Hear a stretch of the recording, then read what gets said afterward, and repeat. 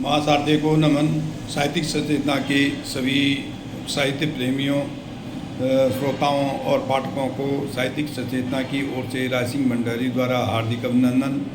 साहित्यिक सचेतना अपने निजी प्रयास से सनातन धर्म के प्रचार प्रसार हेतु अपने रचनाकारों से नित नए विषयों पर सृजन करवा करके अपने पाठकों के सम्मुख प्रस्तुत करती है, ताकि उनका सनातन धर्म के प्रति विश्वास मजबूत हो जाए और यह सनातन धर्म प्रचार सारे देश में, सारे विश्व में प्रसारित हो जाए।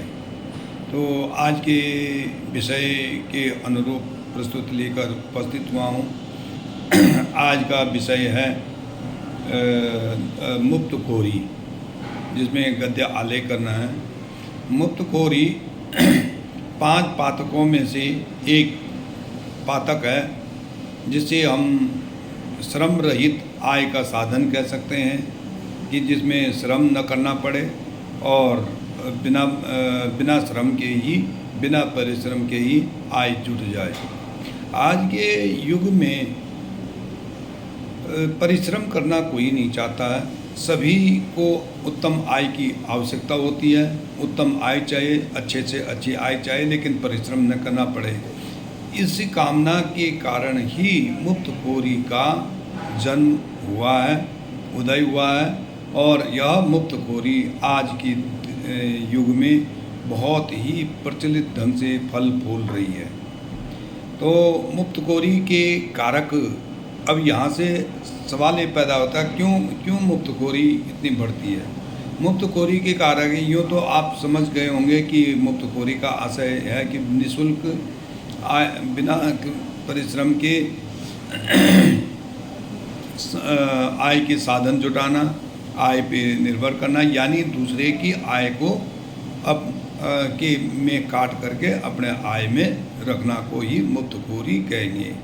तो इसमें सबसे बड़े कारक आज के राजनीतिक दल हैं, जो कि अपने मतदाताओं को लुभाने के लिए प्रजातांत्रिक देशों में अपने मतदाताओं को अपने पक्ष में करने के लिए तरह तरह के प्रलोभन देते हैं कि हम निःशुल्क बिजली देंगे, निःशुल्क पानी देंगे, और जिसके आप लोग हमें वोट दीजिए या मतदान हमारे पक्ष में के लिए।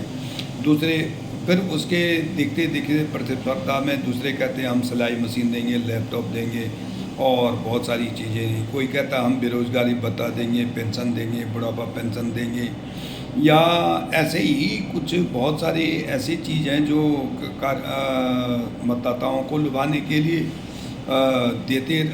प्रलोभन देते हैं, जिसको कि हम रिश्वत, यही मुक्तखोरी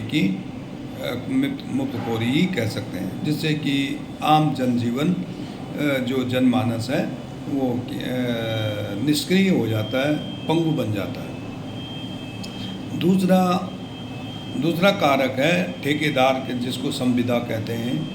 ठेकेदार में भी एक ऐसा मुक्तखोरी का एक प्रचलन है, जहाँ पे कि श्रमिक श्रम करता है और जिसका श्रम करना जो मालिक है वो पैसे देता है, लेकिन मालिक के पैसे देने में और श्रमिक के पास पैसे आने के बीच में एक व्यक्ति होता है, जो कि मालिक से जो पैसे लाता है और जो श्रमिक को देता, उसके बदले अपना आय लेकर के फिर श्रमिक को देता है। तो ये भी एक मुक्तखोरी है, और यह भी प्रथा बहुत सुंदर ढंग से पूरे देश में, पूरे विश्व में चल रही है।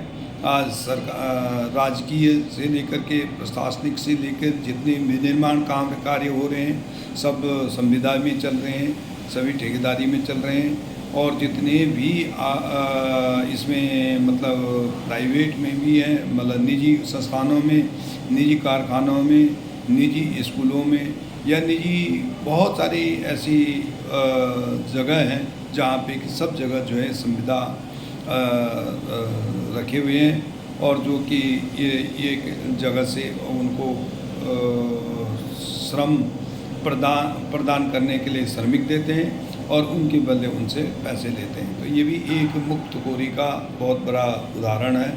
तीसरा है आपका कमीशन एजेंट, नाम ही जिसका कमीशन है। तो मुफ्तखोरी को मतलब जहाँ पे एक आदमी जो है कमीशन किसी आपकी ज़मीन है, आपने किसी दूसरे को बेचनी है, लेकिन बीच में एक आदमी है जो कि ज़मीन वाले से भी अपना कमीशन लेता है और ज़मीन वाले बेचने वाले को भी से भी कमीशन लेता है, जिसमें कि उसके आय की अच्छी स्रोत बन जाती है।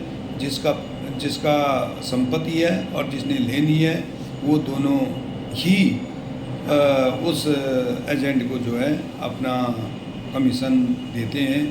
तो ये भी एक मुफ्तखोरी का एक बहुत बड़ा उदाहरण है।